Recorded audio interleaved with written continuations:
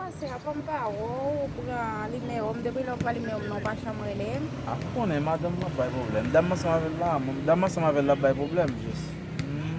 Mon petit chanteur adressé. Nou pot ko kite vout bay sa toujou? Ah, chérie, on connaît. Imagine. Imagine ki sa mabe imagine. Ok, je connais que moi, mon c'est vrai même. Ou pou li me om pa chambre lem. Oui, mais Ma pou ele ou pou pran telefon mais mwen. faut qu'on ait une chance. Hein? Mba ka ba ou chance ke fò kite vout bay sa men. Ou pa abel ti seksi kouem? Ou pa wè? Ha? Yeah, je comprends. Quand Belle, même. très belle. Hein?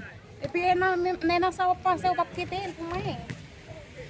Bon, on est m'obligé à accepter au cas où on est tout, va bien? Ça comprend, non? Mais on va comprendre, il faut qu'on ait que dame ne va pas me temps, chou. Hein?